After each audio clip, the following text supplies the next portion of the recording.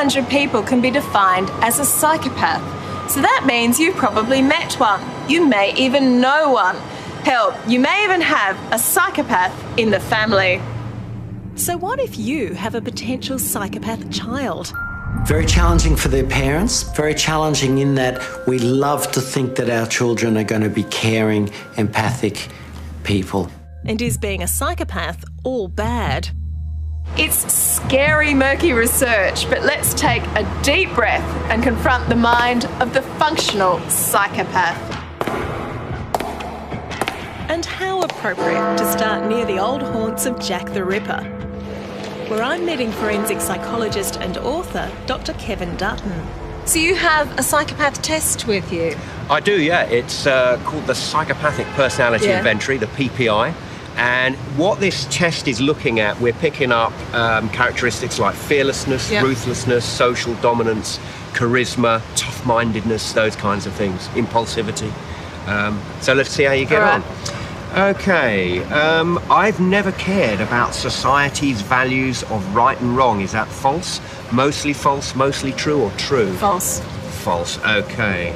I don't let everyday hassles get on my nerves. False. False.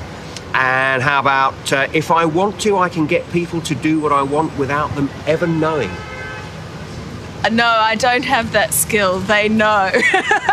Well, you know what? I can honestly say you are a very bad psychopath. This is just a small subsection of the 150-question standard PPI.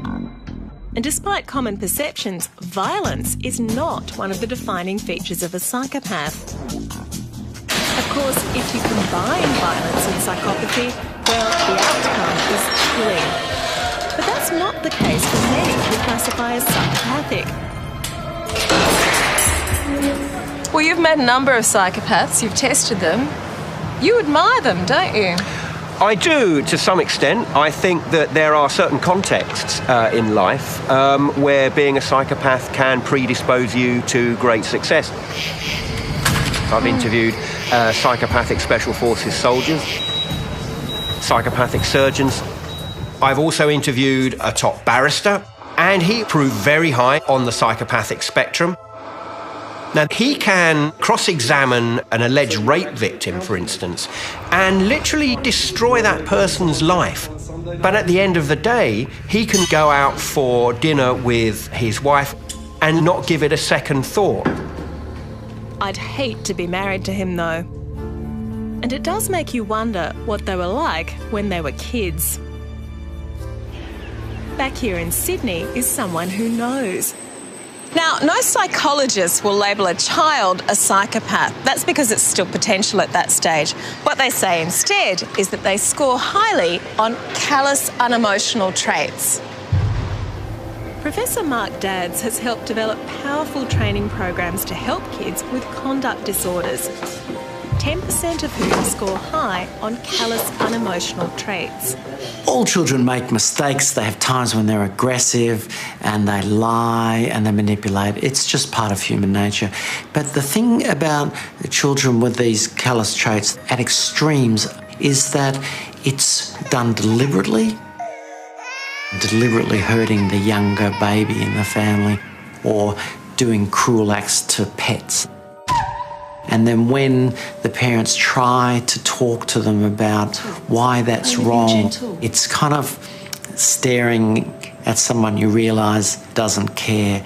And that moment when an adult sees a child who seems not to really be connected to the pain of another person is a scary moment. Go. Even so, Professor Dad's team was confident their powerful training program could change these kids. We were kind of touring the country going, we can treat kids even with callous unemotional traits, and when we looked at the data, we were kind of a bit horrified. The treatment didn't really work, which begged the question, why not? Back here in London is a scientist who may just have the answer.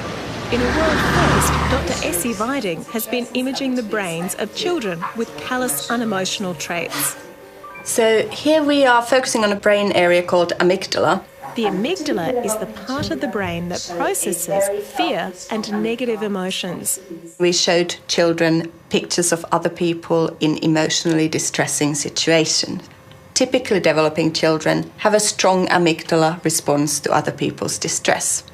Children who have high levels of callous and emotional traits show no discernible amygdala response to other people in distressing situations. So when I'm watching a film, if the character cries, I'll often cry. I guess that's my amygdala resonating.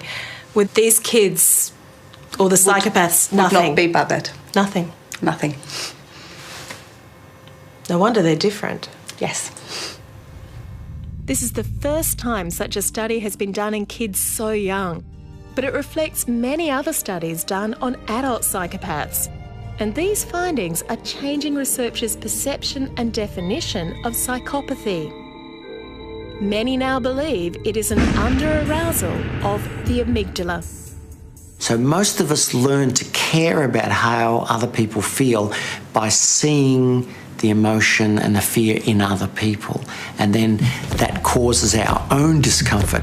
So if you don't feel discomfort or fear yourself, or you don't notice it in other people, you're highly unlikely to develop the higher order human functions of empathy and moral conscience.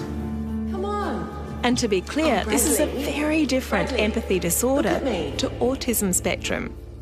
I think of it this way. Empathy has two parts, feeling and understanding. Now, with autism, you resonate with other people's emotions, you just don't understand them. With psychopathy, you understand other people's emotions, you just never feel them. So that's one of the reasons why psychopaths make very good persuaders and very good manipulators. The under-aroused amygdala theory would also help explain why Professor Dadd's parenting intervention did not really work with the callous, unemotional kids. Quick, go. The thing we found was that they were not at all perturbed by the time out, the discipline strategy. These kids just seemed to be completely unmoved by it, came back, did the same sort of misbehaviour again. So that's very consistent with the idea that these callous, unemotional or cold traits are associated with punishment insensitivity. These kids are very reward-driven, but they don't care about being chastised. Martin Bryan, as people will recall, was one of Australia's worst mass murderers. Martin, what happened to you? There's an extraordinary video about Martin Bryan when he was a little boy. I had this coloured skyrocket and I wanted to see if the wick went quick, so I lit it. I believe he'd set fire to something and had actually hurt himself. And they were interviewing him on local TV and they said, well, you'll never do that again, will you? Expecting him to say, oh, no, I was burned. And he looked at them and said, Yes. Don't you think you've learned a lesson from this? Yes, but I'm still playing with it. Very, very interesting. Classic example of that fearlessness or insensitivity to punishment, where for most of us, you do something yucky happens, you learn not to do it again. And the million-dollar question, is it hereditary? In kids with callous unemotional traits, the evidence is that it's more genetic. So it runs in families? So it probably runs in families. So now what? Okay, so put yourself in this situation. You're a mother with regular empathy and you have a kid who's showing high signs of callous unemotional. Is there anything you can do? I mean, it's not like you can cut and run. Go up to your son. Yep. Well, despite his earlier setback, Mark Dadds is optimistic. And the reason is this experiment, which sent a storm through psychopathy science when it was published last year. In this reenactment, the mother has been asked to look her child in the eye and show love. Toby, look what the child does. I love you so much. Sure enough, the young kids with conduct problems and callous unemotional traits rarely looked their parents in the eyes. Why does that excite you? Well, we think that eye contact is one of the critical early human behaviours that turns on those emotional parts of the brain. And if he can train the young What kids a good to look boy at you've their been parents, today. can he change their lots very of things this development? afternoon. What would you like to do, Toby? So, Alongside Toby, modified versions of their Janet? parenting program, that's Good what they're boy. working on now. Mum, I love you. Are you sure you won't just train them to be better manipulators earlier? There's a folklore in the area of adult psychopathy, which is if you train them in empathy or any kind of skills, they'll just use what you've trained them in to further their kind of badass tendencies and become better, more effective psychopaths. I don't think that there's any chance of that happening with children.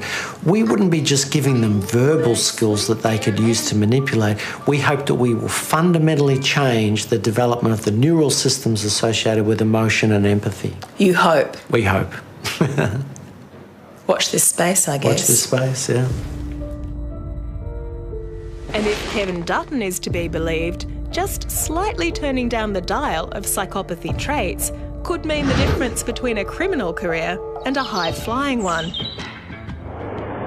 The family psychopath may yet make you proud.